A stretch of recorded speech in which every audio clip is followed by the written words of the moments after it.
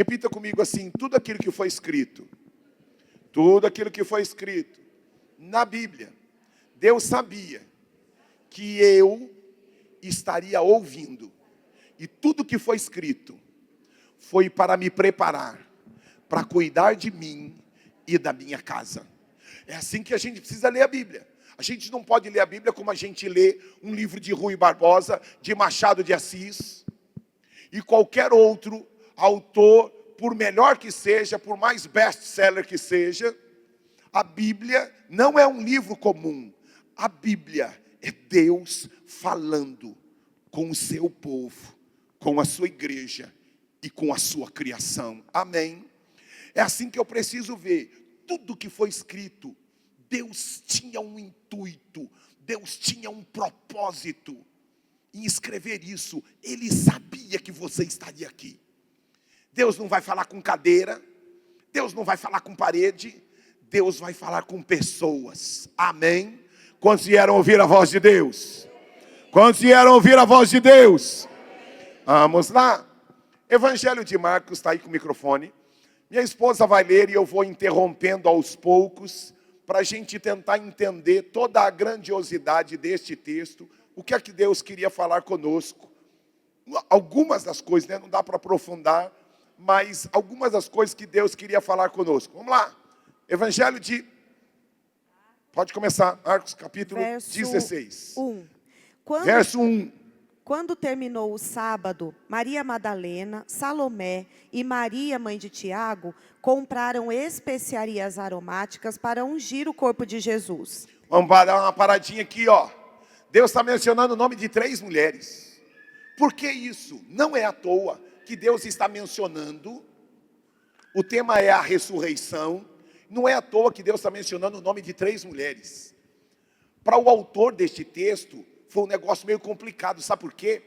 Porque naquela época, a mulher era desvalorizada. Vem Jesus para colocar em ordem aquilo que está em desordem na sociedade. Ele faz questão de escrever o nome em primeiro lugar, anunciando a sua ressurreição. Quem foi lá no sepulcro que não havia desistido? 3 grandes leoas. E eu faço questão de chamar de leoa, porque, irmãos, mulher é um negócio de louco. De louco. Não dá para a gente entender como Deus criou a mulher. Mulher, para mim, teria que ser chamada de leoa mesmo. E olha só, e Deus faz questão de mencionar o nome delas. Eu mencionei, vai lá para qualquer presídio. De cada 10 pessoas que estão na fila de presídio, de cada 10, 9 são o quê? Leoas. E tem um homem lá. De cada 10, 9 são mulheres. E 1 é homem. Por que isso? Porque mulher é um negócio de louco que não desiste. A casa está caindo, o negócio está indo tudo errado, tem tudo para dar errado, mas a mulher continua crendo, trabalhando e dizendo: eu verei a glória de Deus. Como eu e você, homens, onde estão os homens aqui, irmãos? Como eu e você precisamos aprender essa característica de mulher, irmãos. Esta característica de mulher. Lute pela sua casa. Lute pelo seu marido, lute pelos seus filhos, independente daquilo que as pessoas falarem. Você é aquela que tem que bater na porta, sempre crendo naquilo que a Bíblia diz: clama a mim e responder-te-ei, e anunciar-te-ei coisas grandes e firmes que não sabem. Todos podem desistir, porque quando a coisa fica difícil, irmãos, quando a nossa fé é provada, um monte de gente para no meio do caminho. Mas é nesse momento que a leoa pode estar sangrando, pode estar doendo, mas ela continua clamando até que o milagre de Deus ocorra. Não é à toa que Deus começa a falar, mencionando o nome de 3 grandes mulheres e leoas. Aquilo que aquele povo dizia, mulher. Naquela época nem se contava, na hora de contar quantas pessoas estavam lá. não tinha isso, era quantos homens estavam lá. Mas aquilo que o homem não valoriza, Deus lá dos céus chama de grande valor. Isso é o que a gente aprende no primeiro versículo do texto. Que às vezes a gente passa batido e não entende por que fez questão de mencionar. Por isso que a Bíblia, irmãos, ela mais do que extensa, ela é profunda. Beleza? Vamos continuar o texto? Vamos lá, continua o texto. Verso 2. No primeiro dia da semana, bem cedo ao nascer do sol, elas se dirigiram ao sepulcro. Quem se dirigiu ao sepulcro? Elas, já falei delas. Mas aqui um momento de curiosidade. Quando é que ocorreu isso? Irmãos, a ressurreição ocorreu quando? No primeiro dia da semana. Qual é o primeiro dia da semana? Domingo.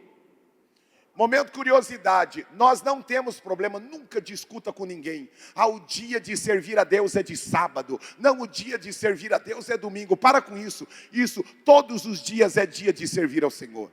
Eu estou aqui só no momento de curiosidade para você entender que foi no século II que a igreja deixou de cultuar a Deus, do culto oficial.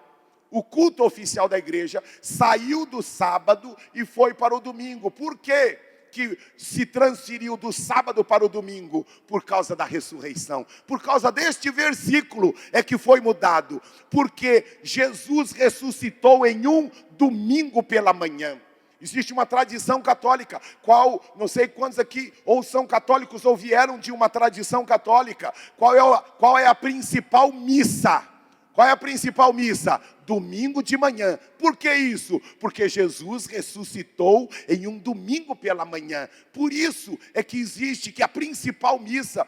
Por que a maior parte das igrejas evangélicas cultuam a Deus no domingo?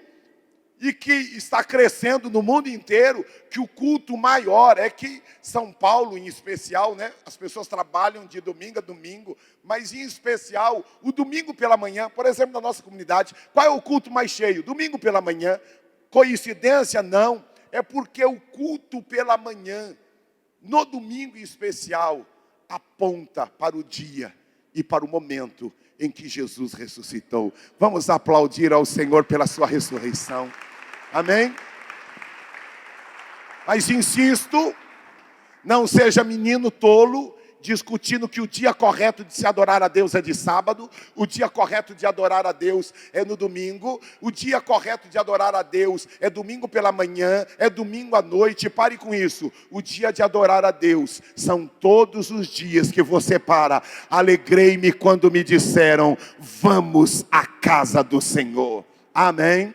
Vamos lá, sequência do texto. Elas se dirigiram ao sepulcro, perguntando umas às outras, quem removerá para nós a pedra da entrada do sepulcro? Mas quando foram verificar, viram que a pedra, que era muito grande, havia sido removida. Entrando no sepulcro, viram um jovem vestido de roupas brancas, assentado à direita, e ficaram amedrontadas. Não tenham medo, disse ele. Vocês estão procurando Jesus, o Nazareno, que foi crucificado. Ele ressuscitou, não está aqui. Dá uma paradinha aqui, Olha que versículo poderoso. Meu amigo Arthur, que já esteve lá em Israel, né? Isso está escrito no túmulo de Jesus. Ele não está aqui. Ele ressuscitou. Com todo respeito a Pedro, a Paulo, com todo respeito, essa é a grande diferença do cristianismo com relação ao budismo. Buda continua morto, Confúcio continua morto, Gandhi continua morto, Maomé continua morto, mas sobre Jesus está escrito, não o procure mais, ele não está aqui, ele vive e ressuscitou. Isto é, aplauda ele por isso. Esta é a nossa grande diferença. E isso se une àquilo que eu preguei na semana passada. Ele ressuscitou e disse, aguarde, porque eu vou voltar para buscar a minha igreja. Hein? Eu tratei um pouquinho sobre isso, aí quem quiser mais detalhes, veja no culto da semana passada. Vamos lá, continuando. Verso 7. Vão e digam aos discípulos dele e a Pedro, Ele está indo adiante de vocês para a Galileia. Ó, um momentinho aqui, outro momento aqui. Por que está mencionando? Ó? Diga aos discípulos, mas também diga a Pedro. Por que isso, irmãos? Pensa num cara que deu trabalho para Jesus, foi Pedro. Irmãos, deixa eu dizer com você. Quanto mais trabalho a gente dá para Deus, mais Ele olha para a gente. Está me dando trabalho? Vou colocar você para trabalhar muito para mim daqui a pouco. Irmãos do céu, eu e você estamos aqui, não porque nós somos bonzinhos, que está tudo ajeitadinho, porque nós sempre fizemos tudo certinho. Não, irmãos, o que não falta é Pedro aqui, ó. Dá uma olhada para quem está do seu lado esquerdo e direito. Eu falei, eu acho que eu enxergo um Pedro no você. Você deve dar muito trabalho, né, Valdir? Muito trabalho para Deus. Diga assim, ô Pedrão, ô Pedrona, você deve dar muito trabalho para Deus. Mas irmãos, que coisa poderosa e maravilhosa, que Deus não desiste de ninguém. Deus sabia daqueles perrengues. Ó, eu acho que foi baseado em Pedro, que tem aquela música, Anderson, esse cara sou eu. Pedro se sentia o cara, irmãos, mas na hora do vamos ver, o bichinho era um covarde, para mim eu tenho quase certeza, irmãos, quase certeza, que Pedro era corintiano, eu tenho quase certeza, né? Quase certeza, não posso afirmar teologicamente, impressão, mas mesmo assim, por isso que lá no céu vai ter corintiano, irmãos. Os caras deram muito trabalho para Deus aqui na terra, mas Deus perdoou, salvou e vai levar para morar no céu. Repita comigo assim, eu nunca posso olhar para alguém que está dando muito trabalho para minha família, para minha vida, e dizer para esta pessoa, não há chance, não há oportunidade, não tem jeito, porque para aqueles que o mundo diz que não tem jeito, Deus se levanta, pega o que não tem jeito e glorifica o seu nome. Glória! Insisto novamente, irmãos. Cada detalhe, cada vírgula na Bíblia está apontando para coisas poderosas e maravilhosas. Coisas poderosas e maravilhosas. Sequência do texto, deixa eu me segurar aqui, senão a gente não avança. Vamos lá. Verso 8. Tremendo e assustadas, as mulheres saíram e fugiram do sepulcro, e não disseram nada a ninguém, porque estavam amedrontadas. Quando Jesus ressuscitou, na madrugada do primeiro dia da semana, apareceu primeiramente a Maria Madalena, de quem havia expulsado 7 demônios. Olha que coisa de novo, olha que riqueza poderosa aqui de novo. Primeiro mencionou Pedrão, que deu muito trabalho. Agora mencionou irmãos, não é à toa que ele fez questão de lembrar. Aquela mulher, aquela que não tinha ela tinha 7 capeta nela. Não era que ela dava trabalho, ela dava 7 vezes mais trabalho. Ela não tinha um demônio, ela tinha 7. Mas olha que coisa poderosa. O que isso está apontando para mim e para você? Que aonde abundou o pecado, superabundou a graça de Deus. Aonde tinha muita lama e lodo, aonde o diabo governava, aonde o diabo reinava, quando o homem dá um passo, um dos homens, nós tivemos no culto pela manhã, um homem que resistiu e tem resistido há um bom tempo, entregar a sua vida ao Senhor Jesus, e ele não estava entre os batizantes, mas de repente o Espírito Santo catou ele no meio do culto, ele se levantou e gritou: eu preciso ser batizado hoje e agora. Um homem que pensou em suicídio, um homem que estava internado por causa de depressão. Mas eu disse para ele, aonde o diabo estava fazendo festa, agora Deus se levanta, encerra aquela festa demoníaca e vai começar a festa no céu. E arranjamos roupa para ele, ele se batizou, saiu tudo molhado aqui, mas foi para casa molhado e abençoado em nome de Jesus. Né? Porque, irmãos, porque ninguém vence, Deus espera um passo meu e um passo seu, para definir quem é que vai mandar, quem é que vai governar. Amém? Diga assim, deixe Deus, para quem está pertinho de você, deixe Deus cuidar da sua vida, mano. Pôr em ordem a sua vida. Isso é frase de São Paulino. Se for corintiano, chega para ele e fala assim, ó, deixa Deus colocar em ordem essa bagaça da sua vida. Não é assim que corintiano fala? São Paulino não. São Paulino fala, colocar em ordem a sua vida. Agora corintiano não. Corintiano convertido fala, Deus vai, flamenguista também. Flamenguista fala assim, ó, deixa Deus colocar em ordem essa bagaça. E Deus põe em ordem. Amém. Vamos aplaudir a Ele por isso. Continuando o texto, que eu preciso acabar. Vamos lá. Verso 10. Maria Madalena foi e contou aos que com ele tinham estado. Eles estavam lamentando e chorando.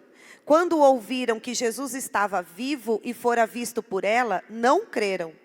Depois, Jesus apareceu noutra forma a 2 deles, estando eles a caminho do campo. Eles voltaram e relataram isso aos outros, mas também nestes eles não creram. Verso 14. Mais tarde, Jesus apareceu aos 11, enquanto eles comiam. Censurou-lhes a incredulidade e a dureza de coração, porque não acreditaram nos que o tinham visto depois de ressurreto. Olha, vamos parar um pouquinho aqui para entender. Olha só, o texto diz que Jesus apareceu às mulheres, apareceu a Maria Madalena, e diga, ó, vai lá e diga para eles que aquilo que eu prometi, eu fiz. Eu morri e ressuscitei. Eles acreditaram? Não acreditaram. Mas quem é que não acreditou, irmãos? Discípulos. Como eu e você precisamos tomar cuidado com a velhice de igreja.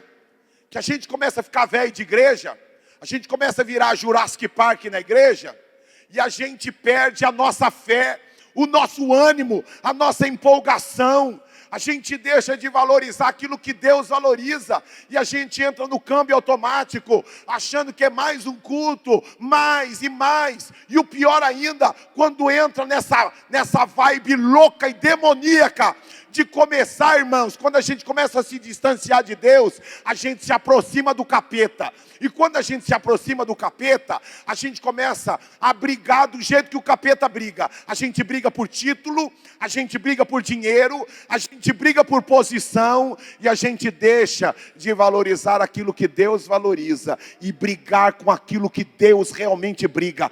Deus tem uma luta através de mim e de você, é de colocar em liberdade os cativos do diabo. Pela manhã nós vimos pai, mãe e filha entregarem a vida para Jesus e serem batizados. Uma família inteira foi salva. Uma família inteira. É isso que precisa inquietar o nosso coração, irmãos. Fiquei triste essa semana, participei de um evento. Um amigo meu, que agora aí, eu entendo esses títulos por aí, mas eu abrindo aqui meu coração como pastor de vocês, amém? Posso abrir meu coração? Fiquei triste porque esse amigo meu, que pastoreia uma igreja com 80 pessoas, agora ele é apóstolo. A minha preocupação não é o título, a minha preocupação é por que ele colocou o título. Porque hoje nós estamos numa vibe, numa loucura, irmãos, de autopromoção. As pessoas estão chorando, brigando por aquilo que homens brigam. Nós precisamos brigar por aquilo que os céus brigam. Os céus brigam pela salvação dos homens, para que os homens se arrependam de uma vida de pecado e se entreguem ao Senhor Jesus. Nós precisamos chorar pelos vizinhos que ainda não foram alcançados, pelas pessoas que estão sendo ainda escravizadas pelo diabo. É isso que precisa inquietar o nosso coração.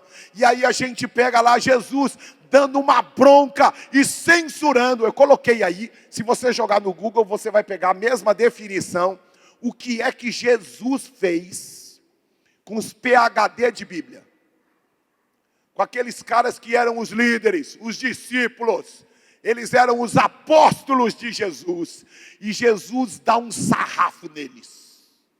Dá uma lavada neles. Olha a definição.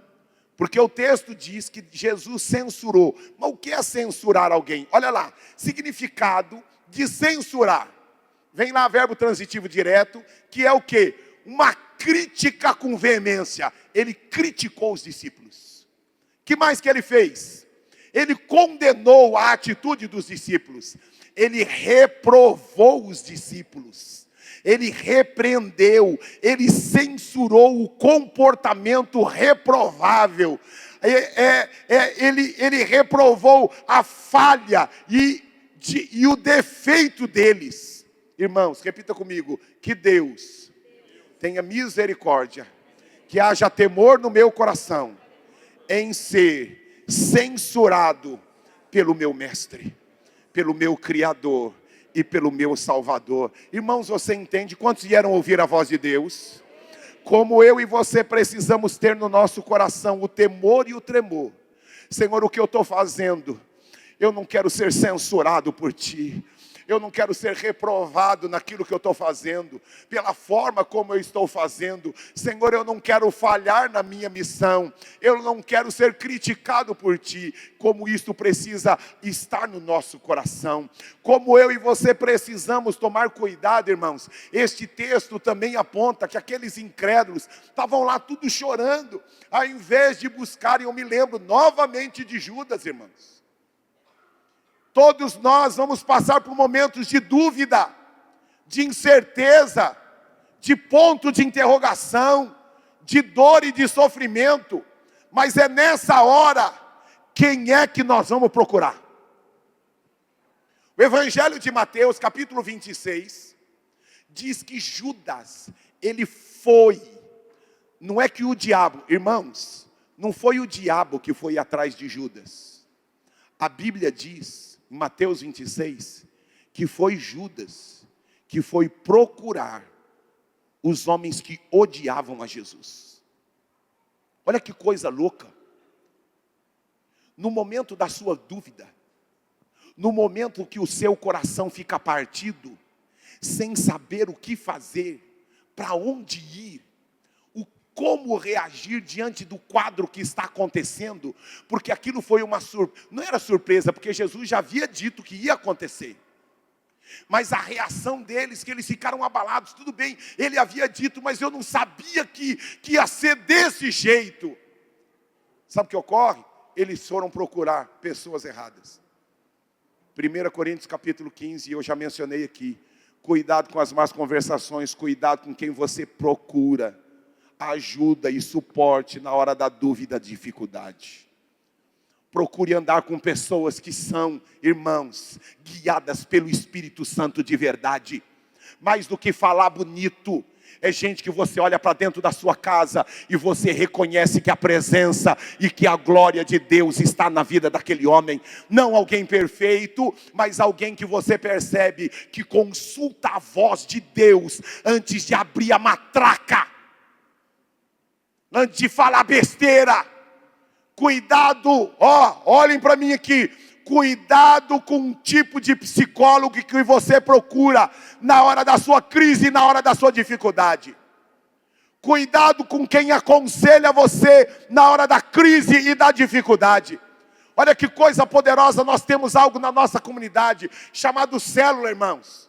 Um lugar onde a gente se chama pelo nome, onde a gente tem dificuldade, onde não tem o PhD, mas que a gente está junto, que a gente ora um por outro.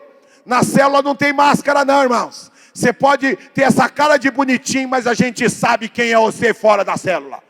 A gente sabe onde você mora, a gente sabe como que você vive, Na célula não tem mascarada, irmãos. Na célula todo mundo sabe quem nós somos de verdade. E por isso que tem muita gente que foge de célula. Foge de célula. Como eu e você precisamos tomar cuidado, irmãos. Porque na célula a gente é quem a gente é de verdade. E a gente cultua Deus. A gente adora Deus. Está doendo, mas a gente continua. A gente permanece buscando e crendo que a qualquer momento Ele vai se levantar e vai pôr a mão. Como a gente precisa tomar cuidado. Sabe o que ocorre, irmãos? Um título que eu quase coloquei na mensagem de hoje, mas eu falei, não vou colocar esse título não. Os aposentados de Cristo. Você sabia que tem agora uma nova onda? Os aposentados de Cristo. Que eles dizem assim, já trabalhei muito, já fiz muito, já apanhei muito, já sofri muito. Então, filho, vai para Vila Formosa. Pega um magrinho que cabe 2 no caixão e pode fecha e me leva. Porque a igreja está cheia de aposentado de Cristo, irmãos. Se o cara está vivo, ele está vivo para comer, ele está vivo para passear, ele está vivo para namorar, ele está vivo para um monte de coisa, mas ele não está vivo para dizer, Senhor, conta comigo, estou ferido, estou sem uma perna, estou sem um olho, estou machucado, estou ferido, mas Deus disse, no mundo tereis aflições, mas tem de bom ânimo, eu venci o mundo e vocês vão vencer também. E aí, irmãos, por isso que Jesus repreendeu aquele bando de cara que estava tudo lá chorando. Ai, ai. Olha o que o texto diz, eles estavam tudo choramingando lá. Ó vida, ó azar, ó dor. Não, irmãos, para nós aqui São Paulino, perdemos. Mas nós estamos sonhando com o Campeonato Brasileiro. E se a gente não passar, a gente sonha o ano que vem de novo. E nós estamos de sonho em sonho. Porque nós já ganhamos no passado. E aquele que multiplicou a primeira vez pode multiplicar de novo. Irmãos, olha que coisa louca. Jesus já havia feito a primeira multiplicação. Aí o problema e a dificuldade aparece de novo. E Jesus fica assustado com o assombro deles. Falou, mas vocês não viram multiplicar? Vocês estão assustados por causa de quê? Eu não disse que eu iria ressuscitar. Eu não disse que eu ia fazer.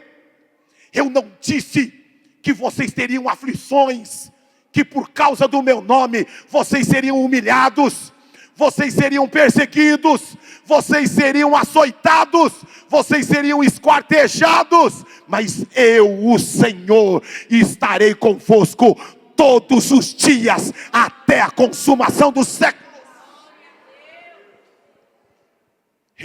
Repita para o seu irmão, o aposentado, levanta-se. Vocês viram o que está acontecendo agora?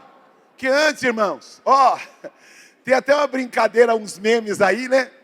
Que o cara sai lá do posto do INSS. O cara não tem uma perna, não tem um olho. O cara sai lá e aí o médico coloca lá o carimbo. Aprovado para voltar ao trabalho.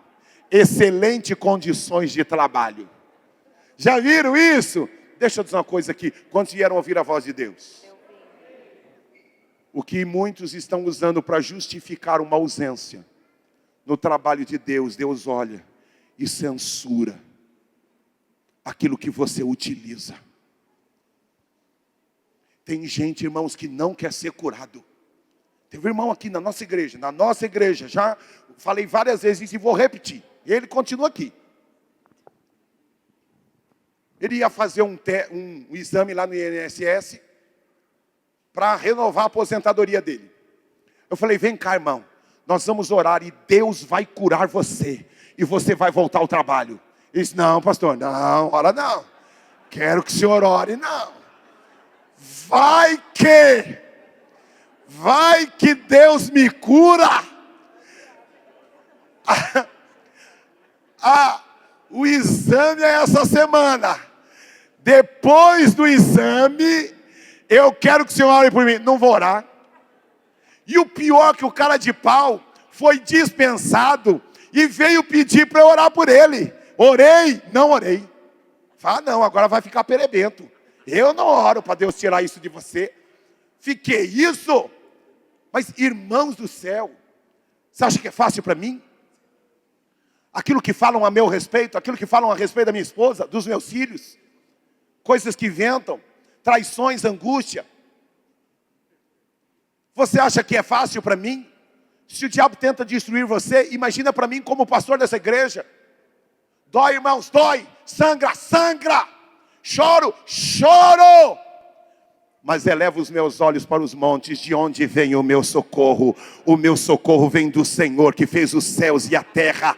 Ainda que sem braço, que sem olho, ainda que sem voz, até o último dia da minha vida, eu vou trabalhar para o meu Deus com paixão. Porque quando eu olho para vocês, o Espírito Santo grita para mim: valeu a pena. Traíram, humilharam, foi ferido, perdeu, mas olha o resultado do trabalho: almas sendo salvas e alcançadas para o Senhor Jesus. Glória! Perde título, perde posição, perde reconhecimento, perde prestígio, mas não perde o fogo. Minha alma está repleta de paz, porque Jesus é a minha paz. Eu digo aleluia, aleluia, aleluia, amém. Irmãos, o diabo vem por uma porta, mas por 7 ele foge, porque eu sei que o meu Redentor vive. Sequência do texto, não dá para falar. Vamos lá, continua aqui para acabar o texto. Verso 15. E disse-lhes Jesus: vão pelo mundo todo e preguem o evangelho a todas as pessoas. Ele não disse vá e seja reconhecido como apóstolo, como apostila, como doutor em divindade, como vice-deus, como quarta pessoa da Trindade. É isso que está escrito? Não, ele disse vai e pregue o evangelho, vai e pregue o evangelho, vai e pregue o evangelho, vai e pregue o evangelho. Já perdi título, irmãos, eu sei do que eu estou falando. Já perdi título, já fui humilhado na frente de vários pastores, já fui humilhado injustamente na frente de um monte de líder, mas o Senhor é a minha bandeira. Não precisei gritar, não precisei espernear, mas eu tenho um Deus. Sabe por quê? Porque eu não fiz para os homens, eu fiz para o Senhor, e meus olhos têm visto que vale a pena servir ao Senhor. No tempo certo ele se levanta e coloca em ordem aquilo que está em desordem. Apenas aquietai e sabei que eu sou Deus. Esta luta você não precisa lutar, eu, o Senhor, vou à sua frente guerrear com você, e apenas com seus olhos você vai contemplar que eu, o Senhor, estou com você. Glória a Deus. Glória! Eu preciso, olha para esse texto, abre esse texto, projeta aqui, é isso que Deus espera de mim e de você. Nós vamos morrer fazendo isso, viu, irmãos? Nós não vamos morrer com título, nós vamos morrer fazendo isso. Olha o que o texto diz: vão pelo mundo todo e preguem o evangelho a todas as pessoas. Sequência do texto: quem crer e for batizado será salvo, mas quem não crer será condenado. Estes sinais acompanharão os que crerem. Em meu nome expulsarão demônios. Deixa essa coisa. Esse texto não está falando do apóstolo, nem da apostila, nem do pastel e nem da pasteriz. Está falando daqueles que creem. Aqueles que creem no meu nome vão fazer isso. Olha o que é que nós vamos fazer. Sequência do texto.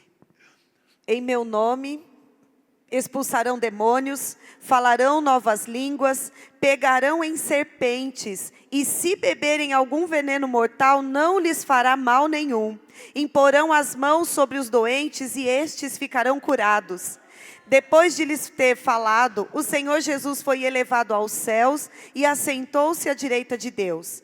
Então, os discípulos saíram e pregaram por toda parte, e o Senhor cooperava com eles. E quem cooperava com eles, irmãos? O Senhor. E o que é que acontecia? Confirmando-lhes a palavra com os sinais que a acompanhavam. Mas lembra, quem eram aqueles caras, irmãos? Quem eram aqueles caras? Aqueles chorões, os aposentados de Cristo, que estavam tudo chorando, ao invés de cumprir a missão. Aí sabe o que ocorre? Repita comigo: ainda que eu seja um chorão, Deus chama a minha atenção, me censura, para que eu me levante e pregue o seu evangelho. E quando eu fizer isto, mesmo sendo incrédulo, Deus vai me usar, para que o meu nome não seja glorificado, mas o nome dele seja glorificado. Irmãos, eu mencionei, o Aureliano não está agora à noite, né? O Aureliano está de noite? Não está. Eu fui orar, eu me lembrei quando eu fui orar pelo Aureliano. Irmãos, eu entrei no hospital, porque a Marisa, a pastora de Santo André, me ligou e falou assim: meu pai está prestes a morrer. Por favor, vá lá orar por ele. E eu fui. Porque uma mãe chorando, fui lá. Quando eu olhei para Aureliano, irmãos, eu falei assim: Senhor do céu. Ele estava morto praticamente. Eu olhei, falei assim: vou pôr a mão e vou sair, mas não tenho o que fazer por este homem. Eu estava igualzinho aqueles aposentados de Jesus, irmãos, cheio de incredulidade. Eu falei: eu não creio, mas eu vou fazer aquilo que Deus. Falei: Senhor, eu sei que tu podes, e sabendo que tu podes, o Senhor disse que é para eu orar. Senhor, não é o meu nome que está em vão, que está em jogo, é o seu nome. Eu declaro em nome do Senhor Jesus saúde e saí. Quando eu saí, eu recebo a informação que ele também saiu e hoje está servindo ao Senhor junto com a gente. Mas por que eu estou mencionando? Não foi eu, irmãos. Não fui eu. Eu não acreditava que ele poderia sair dali, Alexandre. Não foi eu. Eu só fiz aquilo que a Bíblia diz. Senhor, eu não tenho fé. Lembra daquele pai que chegou e falou assim: Senhor, os seus discípulos não puderam curar. Se tu podes, faz alguma coisa. Jesus olha para ele e fala assim: se tu podes, tudo é possível para aquele que crê.